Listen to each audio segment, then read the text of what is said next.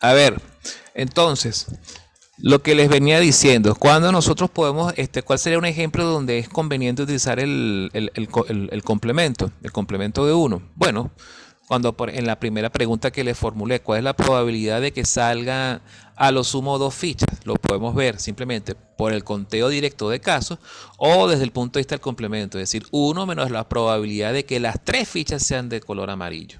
¿Ok? Ese es el caso. El complemento yo no aconsejo utilizarlo el 100% de las veces, ¿ok? Porque van a haber casos intermedios donde de repente da lo mismo contar desde el complemento o contar desde la pregunta específica que nos están haciendo, ¿ok? Pero bueno, lo importante en este caso es saber aplicar los principios aditivos y multiplicativos del conteo rápido para poder entonces deducir estas probabilidades. ¿Ok? Y bueno, y vuelvo y repito lo que les decía, el estudio de probabilidades justamente lo que nos busca es ofrecernos herramientas para poder predecir los posibles resultados, para poder asomarnos al futuro y ver cuál es el resultado más probable o el conjunto de resultados más probables. Por ejemplo, si no, decir, oye, ¿cuál es la probabilidad de que las tres fichas que salgan sean amarillas? Bueno, es el más probable, pero también pueden ser de interés analizar cuál es la probabilidad de que salgan como mínimo dos fichas amarillas. Entonces, fíjense que sería como mínimo dos fichas amarillas, sería contar todos los casos donde salen dos fichas amarillas y el caso donde las tres son amarillas. Entonces, fíjense que es altamente probable, porque si sumamos esto, 0,26, yo creo que por aquí tengo la hojita de cálculo. Vamos a sumarla por acá. Vamos a sumar estas. Esto sería este valor, más este valor, más este valor. Vamos a sumarlo.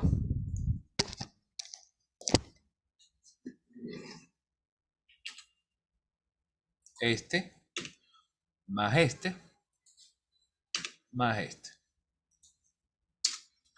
Fíjense que si lo vemos de ese punto de vista, la probabilidad de que salgan dos o más fichas de color amarillo es bastante alta.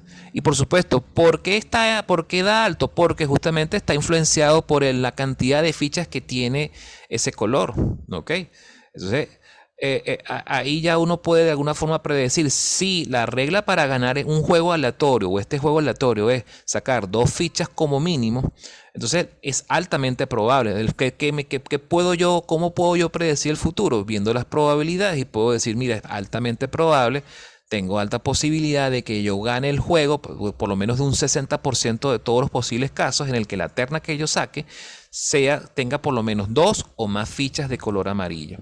Vuelvo a lo mismo, es predecir el futuro, no de forma determinística, sino de forma probabilística. Cuando uno predice el futuro, predice lo que puede ocurrir, lo que podrá ocurrir, tienes que considerar todos los escenarios, desde el más improbable, el que tiene menos probabilidad de ocurrencia, hasta el más posible. Y después combinar situaciones para de alguna forma construir eventos, ¿ok? O combinaciones de eventos que te permita decir cuáles son los casos más favorables, ¿ok? Para, para un determinado experimento aleatorio. ¿Se entendió un poquito esta idea? Sí, profe. Bien. Entonces, Profesor, sí, ¿puedo adelante. continuar? Ajá. ¿Qué? Cuando termine esta conferencia, la verdad yo quisiera volver a ver este video de cada detalle, o sea, la grabación. Sí, está bien, correcto. Esta semana debo estar publicando ya los videos. Lo que pasa es que como no he podido ir a la universidad porque tengo el carro en el taller, en la universidad tengo muchísimo mejor internet para poder subir las videoconferencias a YouTube, ¿ok? Yo creo que para hoy me deben dar el carro, ¿ok? Entonces yo después hoy en la tarde voy a la universidad y desde allí subo los videos. Pero sí, yo tengo siempre siempre estoy pendiente de subir los videos de la clase, ¿ok? Si no lo subo el mismo día, lo subo por lo menos Que lo publiqué en los anuncios. Dime, Aranguren. Yo sugiero que lo publique por los anuncios del curso, para que se nos sea más fácil encontrar los videos. ¿Que lo suba por dónde?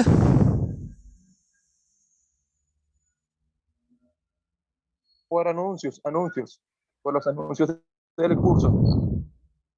Sí, claro, por supuesto. Desde ahí yo siempre subo los videos. Bueno, entonces continuamos. Voy a buscar por aquí una presentación que yo tengo por aquí preparada de hace algún tiempo. Déjeme revisar.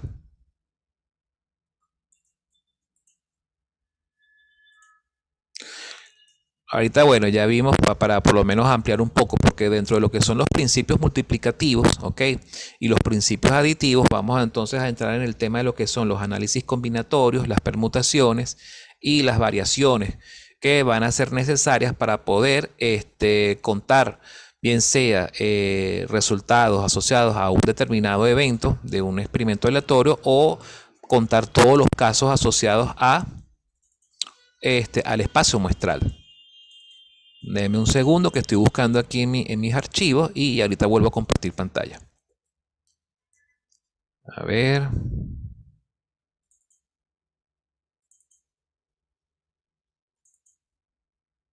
Ajá, aquí estoy.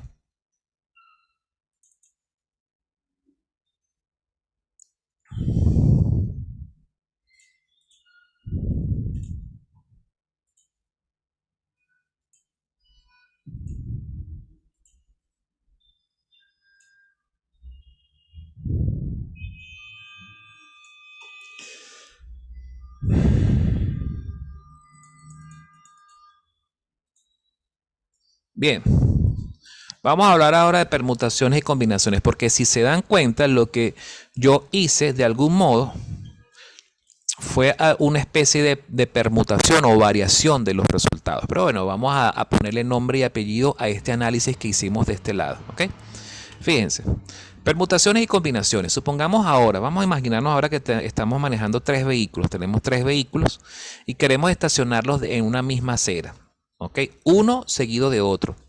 ¿De cuántas formas podemos ordenarlos? ¿Ok? Una permutación es la respuesta a esa pregunta.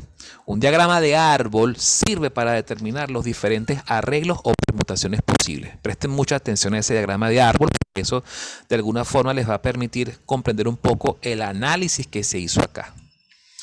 Tres carros. Ajá, fíjense las primeras opciones. Primer puesto. En el primer puesto existen tres posibilidades. O que estacione el carro azul, o que estacione el carro verde, o que estacione el carro naranja. ¿Sí? Ya después que haya yo agotado, si supongamos que estacioné en el primer puesto el carro azul, quedan dos carros por estacionar, el verde y el naranja, ¿cierto? Supongamos que estaciono primero en el segundo puesto el verde y después de último el naranja. Este sería la terna o arreglo resultante. ¿Ok? Esta sería un arreglo de 3 en 3. ¿Ok? Pero también puede ocurrir lo siguiente, que en el segundo puesto coloqué el carro anaranjado y en el tercer puesto coloqué al carro de color verde. Y este sería otro arreglo. Fíjense que en este caso el orden de colocación sí importa. Esta terna es distinta a esta terna. ¿Ok? En el segundo caso, o en el siguiente caso, tenemos que en el primer puesto coloqué fue el carro verde. En el segundo puesto puede ocurrir dos posibles opciones, que sería que se coloque el carro azul de segundo y después el carro naranja de tercero, o que se coloque en el segundo puesto el carro naranja y después en el tercer puesto el carro azul. Y estas son las ternas resultantes. Y de modo similar obtendríamos las otras dos ternas finales. Estos son entonces en total todos los posibles arreglos. ¿Cuántos arreglos? Fíjense que este diagrama de árbol, si entendieron la lógica del diagrama de árbol, ¿ok? Nos permite entonces deducir al final de las ramas, si contamos las ramas finales, nos da el total de arreglos. Pero ojo, el diagrama de árbol no es una panacea, porque van a haber casos si tenemos muchos elementos por contar. Si en vez de ser 3 carros fuesen, por ejemplo, 15 carros, ¿ok? La cosa se complica considerablemente. Y el diagrama de árbol crecería de una manera que sería inmanejable hacerlo de forma manual. Para ello, entonces recurrimos a una técnica, a las técnicas de conteo multiplicativo, ¿ok? Cuando los números son muy grandes y los diagramas de árbol se hacen inmanejables. ¿Cómo nosotros podemos contar todos los posibles casos. ¿Qué fórmula pudiéramos utilizar para poder saber el total de permutaciones que podemos realizar con este ejemplo?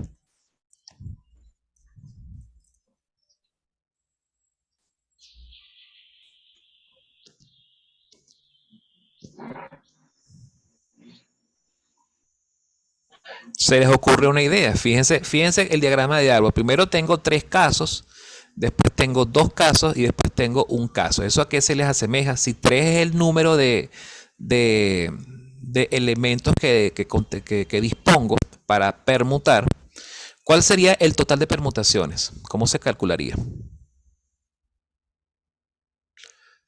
3 por 2 por 1. ¿Eso a qué se parece? No me acuerdo exactamente el nombre, pero yo sé de lo que me está hablando, profe.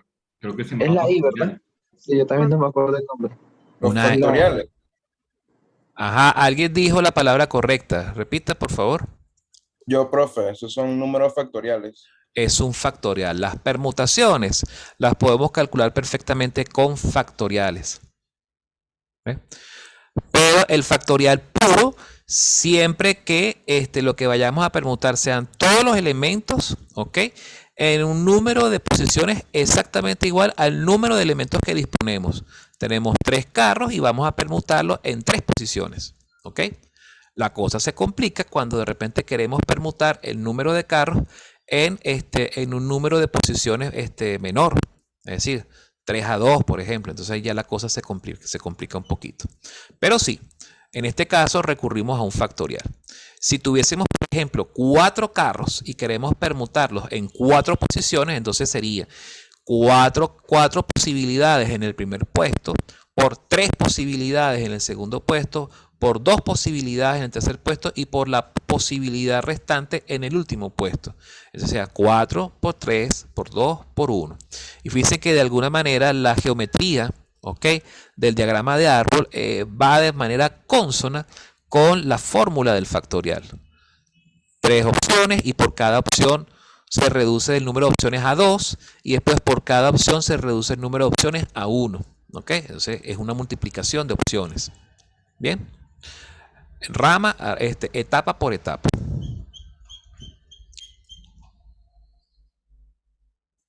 Si el número de puestos disponibles es menor al número de automóviles, entonces es momento de preguntarse, ¿importa el orden en que se estacionan los automóviles?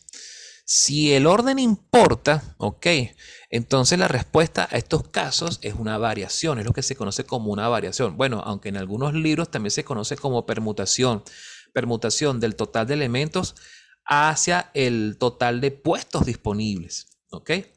NR, siendo N el número de elementos que se disponen para permutar o variar, y R el número de posiciones o puestos donde voy a hacer esa permutación.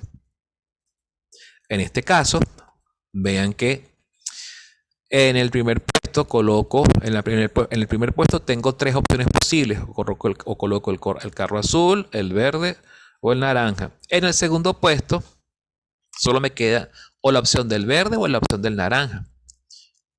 Si coloco en el primer puesto el carro verde, me queda como segundos, como posibles opciones, o el azul o el naranja en el segundo puesto, y así sucesivamente.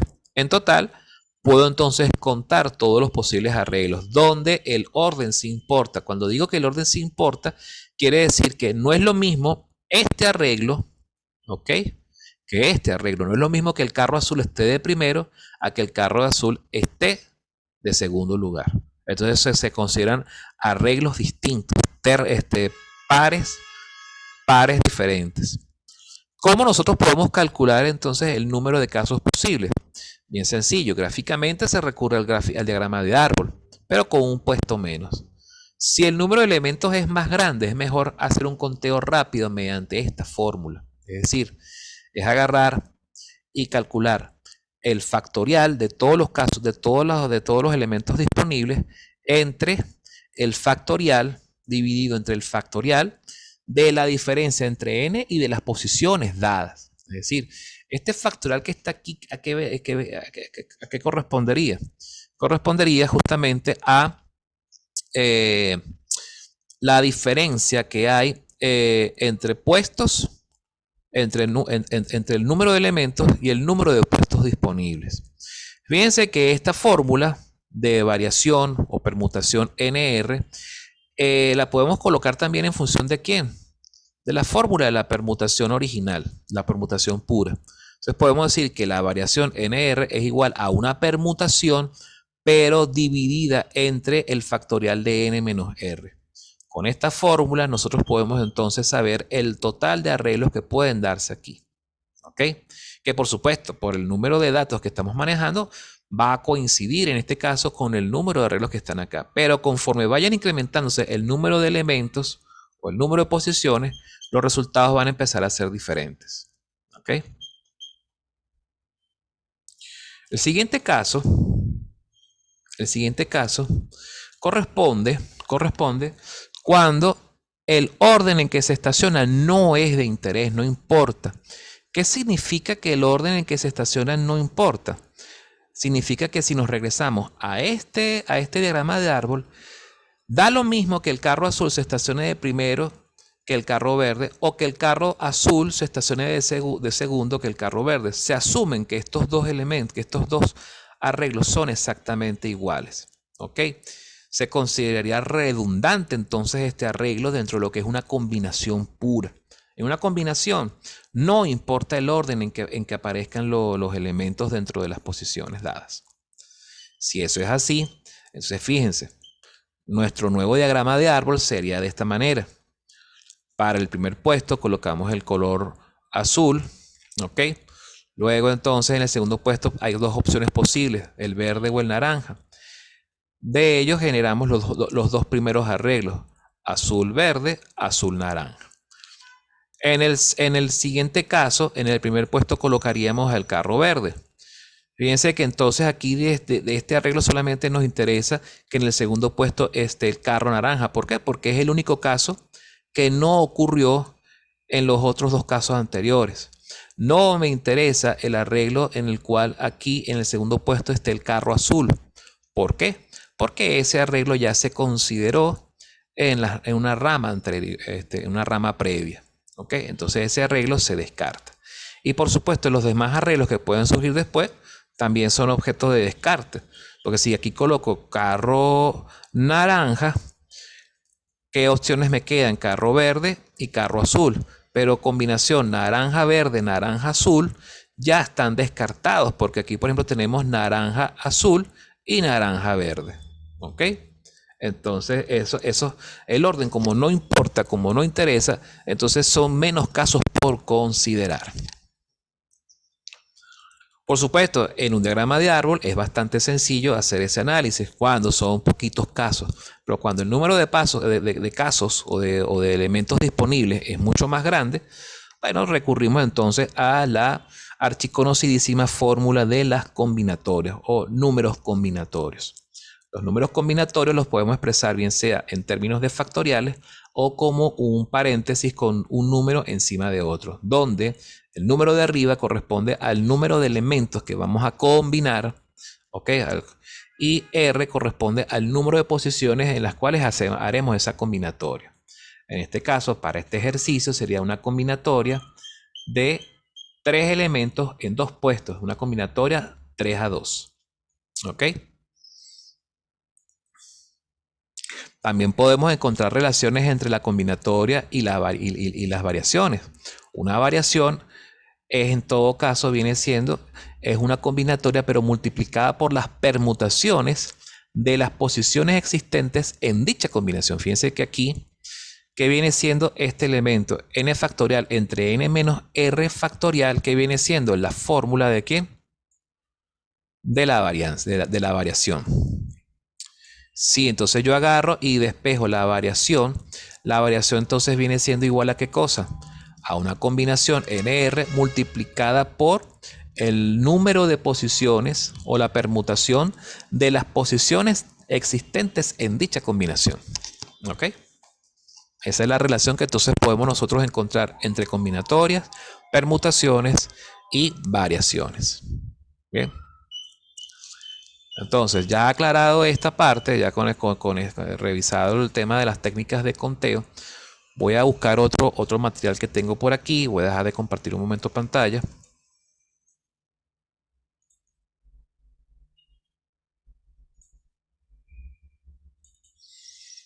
Estoy aquí buscando.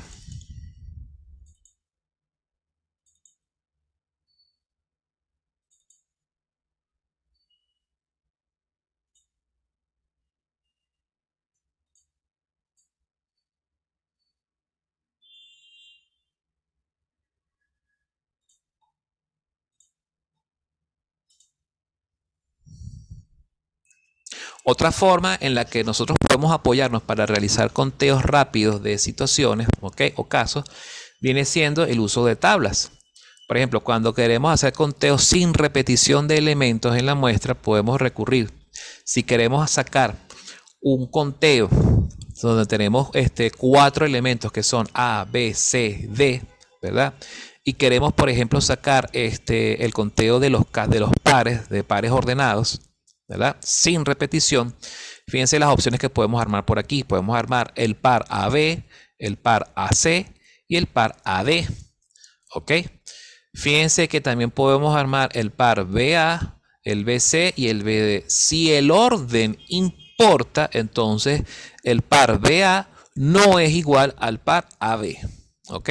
Lo mismo pasa con el par CA, tampoco debe considerarse igual al par AC. Es decir, el orden en que aparecen los elementos por separado sí se toma en cuenta, sí importa, y por lo tanto eso nos permite generar muchos más casos, muchas más posibilidades.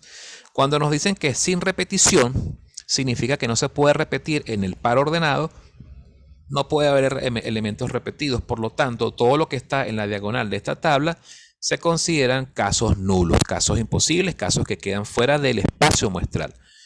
Mi espacio muestral entonces estaría compuesto en este experimento aleatorio por todos estos elementos, por todos estos pares que están aquí. Bien sea por debajo o por encima de la diagonal de la tabla. El tamaño entonces del espacio muestral sería de tamaño 12. ¿Por qué es de tamaño 12? Bueno, simplemente lo que hacemos, tenemos dos formas de hacerlo. O contamos celdita, por celdita, cada una de las celdas que estén no vacías, ¿verdad? Que tengan algún elemento par. Pero una forma más rápida de realizar el conteo es utilizando la fórmula de la variación. ¿Ok? ¿Por qué una variación? Porque, bueno, simplemente estamos agarrando de 4 elementos, los vamos a permutar en 2 elementos sin importar la repetición. Una de las cosas importantes en la permutación es que no puede haber repetición de elementos. ¿Ok? Una permutación sin repetición, entonces se recurre a un factorial. Pero cuando hay menos posiciones que elementos disponibles, entonces una variación. Bueno, sería m, si m vale 4 y m menos n sería 4 menos 2, siendo 2 el número de posiciones o que definen al par ordenado.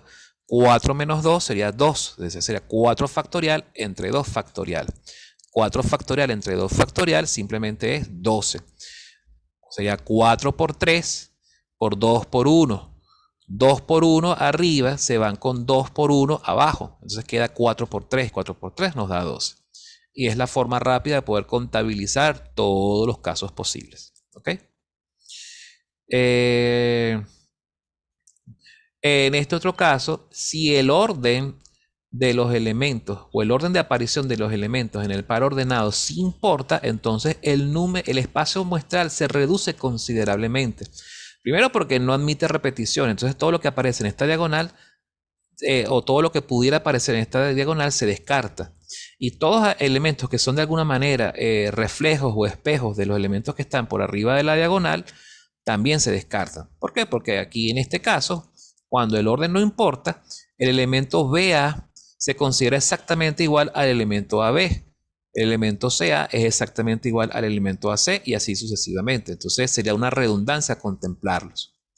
En este caso, si eso es así, bueno, entonces se procede entonces a hacer el conteo de todos los posibles resultados o todos los posibles eventos que pueden ocurrir, que sería entonces la combinatoria. Recurrimos a la combinatoria. La combinatoria sería la combinatoria 4 a 2. 4 a 2 sustituimos aquí en la fórmula y nos tiene que dar como resultado que es 6. Claro, porque factorial de 4 sabemos que es 4 por 3 por 2 por 1. Entre 2 por 1, ¿verdad? se cancela el 2 por 1 del factorial de arriba, nos queda 4 por 3, 12. N, ¿cuánto vale n? Vale 2. Entonces sería 2 por 1 el factorial, que sigue siendo 2. Si arriba tenemos 12 y abajo tenemos 2, nos da como resultado 6.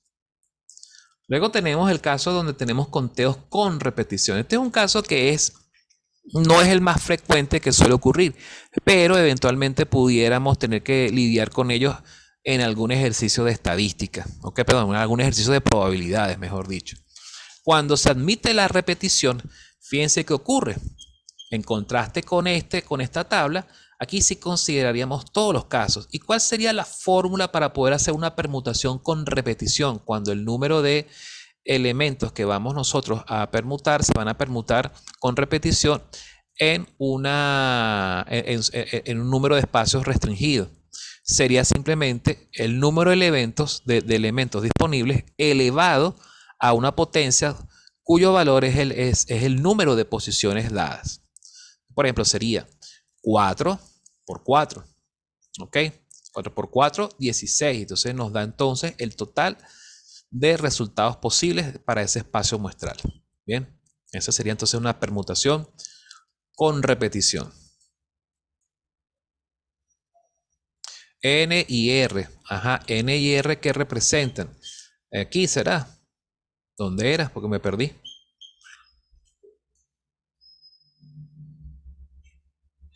Creo que eran de la lámina anterior. El de la lámina anterior, vamos a ver. Acá, ¿no? En la combinatoria, Sinaí.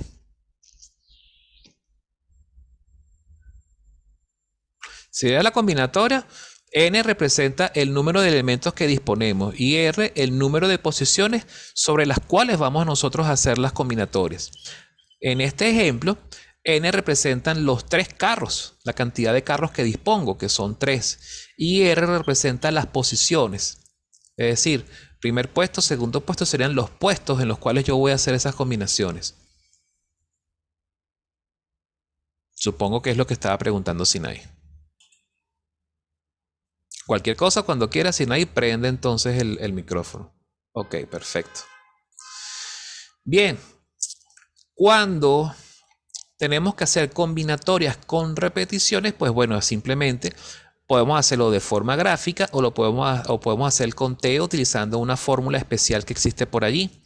Nos sacamos de la manga la fórmula de la combinatoria con repetición, que simplemente es una extensión de la fórmula de la combinatoria original que tenemos acá, pero entonces en la parte superior de la combinatoria lo que se hace es sumar m más n menos 1. ¿Ok? Y abajo es el mismo valor de n que tiene aquí la combinatoria original. Entonces en la parte de arriba se suma m más n y se le resta una unidad. Y por supuesto, para calcular esto, bueno, simplemente recurrimos a la misma notación factorial que se aplica aquí en este caso. ¿Ok?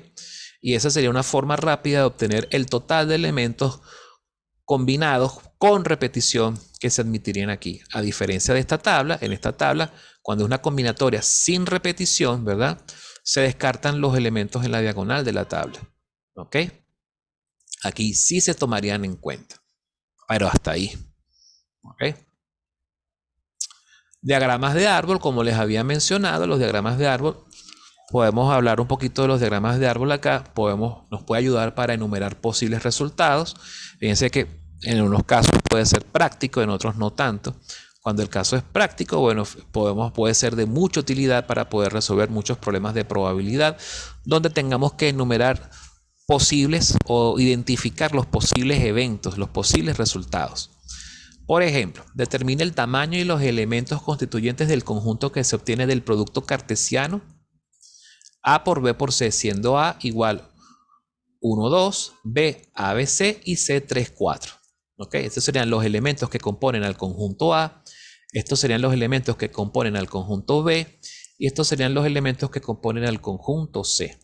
Si lo queremos representar con diagrama de árbol, sería de esta manera.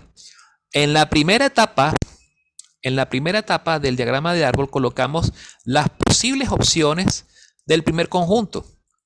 El valor 1 y el valor 2, que son los que corresponden al conjunto A. Si nos vamos por la rama del 1, tenemos que entonces generar una segunda etapa de ramificación del diagrama de árbol, que sería ahora con todas las posibles opciones, ¿ok? Una rama por cada valor del conjunto B. Entonces sería 1A, 1B y 1C.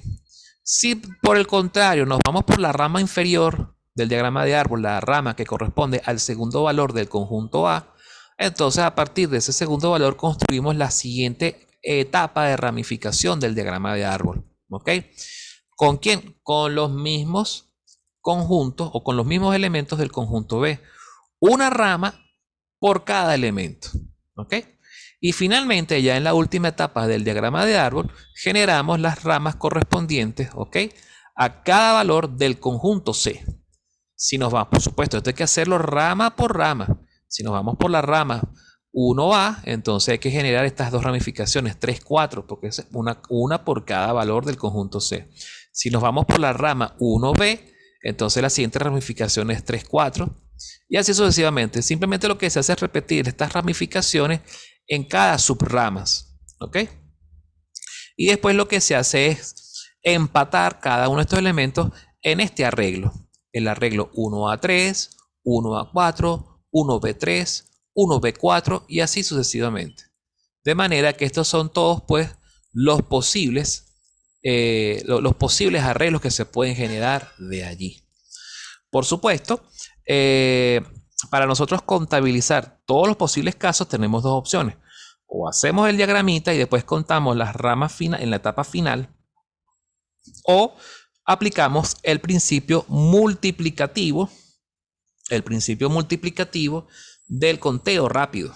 Sería contar el número de casos de A, el número de casos de B y el número de casos de C. 2 por 3 por 2, 12. ¿Se acuerdan de este principio multiplicativo? Lo aplicamos justamente en el primer ejercicio. ¿Lo ven? De manera que nosotros podemos hacer, por ejemplo, un diagrama de árbol para este caso, pero me atrevo o me arriesgo a adelantarles que probablemente ese diagrama de árbol sea considerablemente mucho más grande que este. ¿Ok? Pero bueno, les dejo a ustedes como que para entretenimiento, intenten hacer el diagrama de árbol de este experimento que tenemos acá. Pero eso sí, les recomiendo que usen una hoja bien grande, una cartulina o algo así, porque va a ser bien grandote. ¿Se entendió la idea hasta el momento? Perfecto. Eso es bueno, nosotros también podemos hacer diferentes casos. Fíjense que en este ejemplo tenemos acá, sea el conjunto H, constituidos por los elementos A, B, C y D. Determina entonces el tamaño y las muestras posibles que se pueden obtener extrayendo dos elementos cualesquiera de H. Dos elementos cualesquiera de H. Bueno, tomando en cuenta el orden de posición que guardan entre sí dichos elementos. Fíjense que es importante aclarar, tomando en cuenta el orden de posición que guardan entre sí. Y por otro lado, fíjense que nos están diciendo que no debería haber repetición en esos elementos. Quizás aquí faltó decirlo, pero el diagrama de árbol está construido de forma tal de que no existen repeticiones. ¿Cómo se construye este diagrama de árbol? Bueno, en la primera etapa del árbol se coloca una rama por cada opción disponible. Una rama para A, para B, para C, para D. En la siguiente etapa de ramificación, ¿qué es lo que se hace? Se construyen las ramas, pero con los elementos restantes. Por ejemplo, si en esta primera etapa se construyó una rama con elemento A, las ramas restantes se van a construir solamente con los elementos que restaron. Es decir, con B, con C y con D, con las opciones que quedan, pues en pocas palabras. Y de ahí directamente ya obtenemos los pares ordenados, AB, AC y AD. En la siguiente etapa, o en la siguiente subrama, si la primera subrama arrancó con B, las otras ramas restantes se van a construir con los elementos que sobran del conjunto, que sería A, C y D. Fíjense que no se está repitiendo B aquí. Y usando ese mismo razonamiento se construyen las otras dos ramas posteriores. ¿Ok? Si se fijan bien, el diagrama de árbol me está arrojando los mismos valores, los mismos pares ordenados que la tabla. Entonces fíjense que este ejercicio que está aquí, de esta tabla, lo puedo hacer también perfectamente con diagrama de árbol. ¿Lo ven? Entonces puedo, vamos a contar los resultados. Bueno, se pueden contar así uno por uno con el dedito o utilizando una fórmula de variación, una variación 4-2 en este caso, o una permutación 4-2 como también dicen en algunos libros. ¿Ok? Que sería entonces 4 factorial entre 2 factorial les tiene que dar 2. Fíjense que el diagrama de árbol, el factorial, la permutación, las tablas, etcétera, nos permiten todos de alguna manera, son herramientas que de alguna forma pueden llegar a lo mismo. En algunos casos una herramienta puede ser más práctica o más útil que otra. Hay herramientas que de repente el diagrama de árbol tiene sus limitaciones. A veces es muy útil para casos pequeños, pero conforme los números se hacen cada vez más grandes, el diagrama de árbol ya pierde practicidad, ya deja de ser manejable. ¿Ok? Entonces ya es mejor empezar a imaginarse los conjuntos de otra forma, utilizando fórmulas de combinatorias, permutaciones, variaciones, con repetición, sin repetición, etc. Aquí hay que empezar un poco a jugar un poco con todas esas posibilidades. En el módulo 7 ustedes disponen de un conjunto de guías de ejercicios resueltos. Yo recomiendo que primero revisen los ejercicios resueltos antes de pasar a los ejercicios ya propuestos. ¿Ok? Ejercicios propuestos, yo creo que para hoy debería estar ya montando el foro. ¿Ok? Lo que pasa es que, bueno, he estado un poco distraído con el tema del carro, pero bueno, yo creo que ya para hoy activo ese foro de una vez. Pero yo espero, supongo que ya deben haber, por lo menos, aunque sea con todo el tiempo que los he forzado, deberían ya haber por lo menos ya revisado, digerido los ejercicios resueltos. ¿Ok? Que son de un nivel más o menos similar al de los ejercicios propuestos que van a tener que resolver después. ¿Ok? Quedan 2 minutos. Vamos a hacer algo porque no quiero arrancar la última parte de la clase con solo 2 minutos de videoconferencia. Vamos a pasar de una vez a la siguiente sesión. Así que por favor no se retiren, esperen pacientemente que ya voy a regresar. ¿Ok? Ya vamos con la tercera y última parte de la clase. ¿Alguna duda hasta el momento? ¿Todo claro? Bueno, eso espero.